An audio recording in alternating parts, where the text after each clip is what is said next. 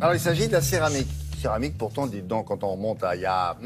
on en trouve de la céramique. Oui, tous les grands artistes trouve, ont fait de la céramique. Tous. Tous, hein. Depuis la fin du 19e siècle, depuis Rodin et Gauguin, tous les artistes jusqu'à nos jours, les plus grands artistes contemporains, les plus cotés, les plus chers, travaillent encore la céramique. On ne pense pas, quand on pense à l'art contemporain, on ne pense pas forcément à la céramique. Si, moi je on pense à la... Braque et Picasso.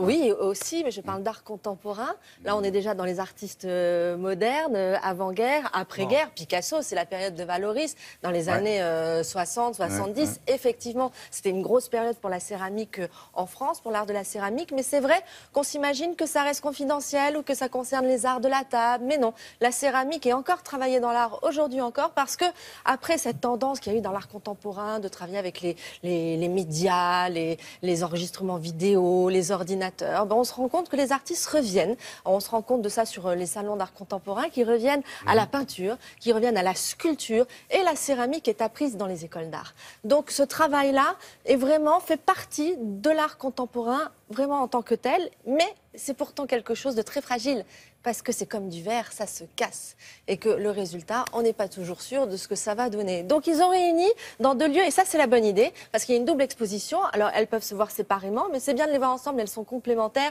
Une à la Maison Rouge, qui est un lieu de l'art contemporain à Paris, et l'autre à la Cité de la Céramique à Sèvres, qui est une institution dans le genre. Donc vous y verrez pas forcément les mêmes artistes, mais en tout cas vous y verrez des artistes du 19e siècle jusqu'à ce qui s'est fait de mieux aujourd'hui. Regardez.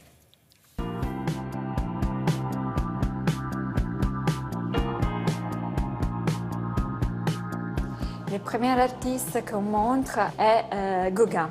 Gauguin, c'est le premier artiste qui parle de céramique sculpture et qui conçoit la céramique comme un matériau noble par rapport à d'autres artistes qui concevaient la céramique comme quelque chose fait comme essai et après utiliser des matériaux plus nobles comme les marbres, les bronzes pour concevoir des œuvres d'art et sculpture.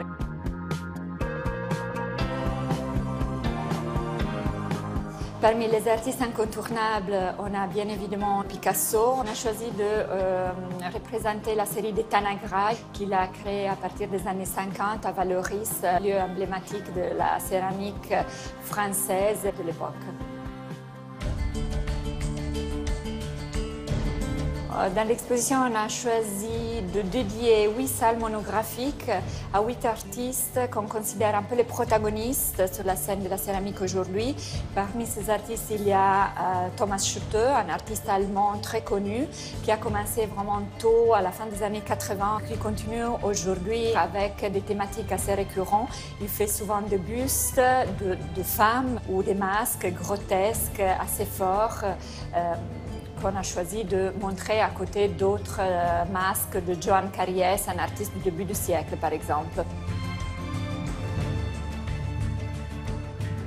La céramique est un matériau assez difficile à travailler parce que les artistes peuvent travailler jusqu'à un certain point la matière. Après, lors du passage à travers le four, ils ne peuvent plus maîtriser. Donc il y a quelque chose de magique quand ils sortent les pièces du four. Et ça, c'est un aspect qu'aucun autre matériau peut avoir.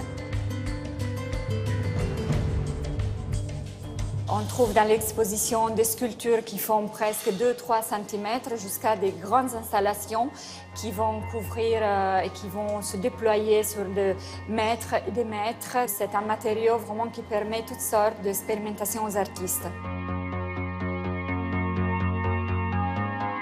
Avec Ceramix, on a essayé d'élargir à l'international.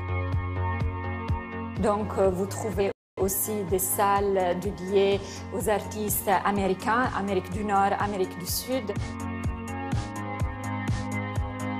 L'école japonaise, mais aussi des artistes moins connus, par exemple une artiste iranienne assez importante sur la scène de la céramique, mais aussi des artistes bien évidemment chinois, il y a Ai Weiwei. Vraiment, on a essayé de faire une recherche en regardant toutes les écoles de la céramique.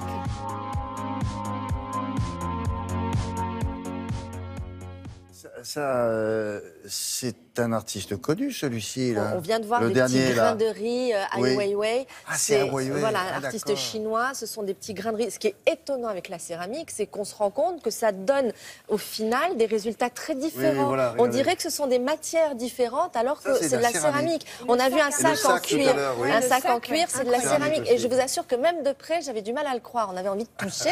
Et j'ai demandé, je dis, mais c'est vraiment de la céramique? On m'a dit oui, parce que ça permet selon les vernis, selon. C'est extraordinaire. Donc, il y a, je vous le rappelle, 2 sites. La Maison Rouge à Paris, la Cité de la Céramique à Sèvres. C'est jusqu'au 5 juin à Paris, jusqu'au 12 juin à Sèvres. Et l'exposition mérite quand même de visiter. Voilà, Les ça deux. mérite Allez. les deux. Voilà, allez. Merci beaucoup. Au revoir. La météo.